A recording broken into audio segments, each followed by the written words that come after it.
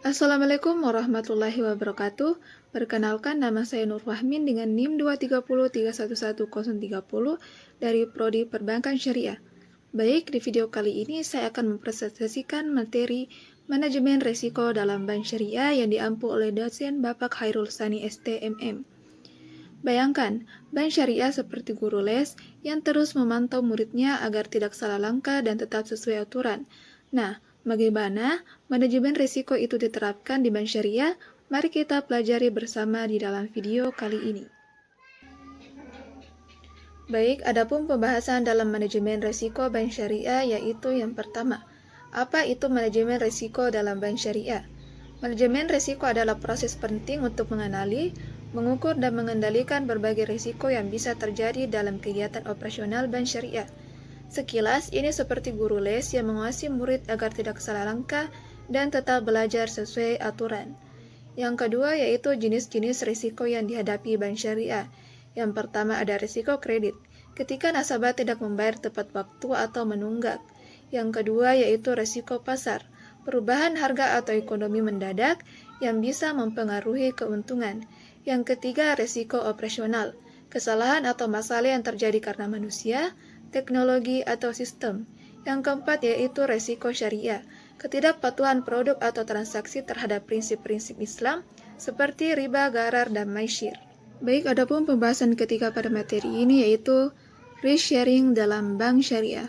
Berbeda dengan bank konvensional yang lebih ke risk transfer atau mengalihkan risiko, bank syariah menerapkan risk sharing, yaitu berbagi risiko dan keuntungan bersama nasabah sesuai akad yang telah disepakati.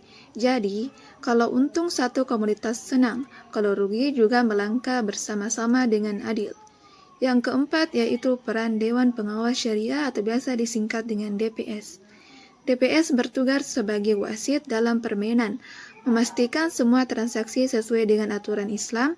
Jika ada pelanggaran, DPS segera menegur supaya kegiatan perbankan tetap berjalan sesuai syariah. Yang kelima yaitu proses manajemen risiko. Identifikasi risiko, mencari dan mengenali risiko yang muncul kayak detektif mencari petunjuk. Yang kedua yaitu pengukuran risiko, menilai seberapa besar dampak risiko tersebut, antara yang cuma menyamuk atau yang sebesar gajah. Yang ketiga yaitu pengendalian risiko, menerapkan akad dan pengaturan transaksi supaya risiko bisa diminimalkan. Yang keempat yaitu pemantauan dan pelaporan, memantau risiko secara rutin dan melaporkannya agar bisa diperbaiki dan dicegah lebih awal. Baik, saya akan membahas poin ke-6 pada manajemen risiko bank syariah ini yaitu contoh mitigasi risiko di bank syariah. Contohnya adalah akad murabahah, di mana harga barang disepakati di awal secara jelas dan tanpa riba, sehingga risiko gagal bayar bisa dikurangi. Bank juga menghindari transaksi berisiko tinggi seperti spekulasi berlebihan gharar agar tidak menimbulkan masalah di kemudian hari. Yang ketujuh yaitu pentingnya manajemen risiko.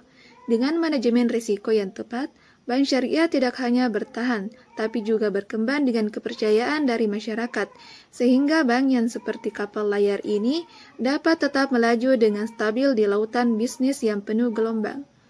Baik, itulah pembahasan dari manajemen risiko di bank syariah.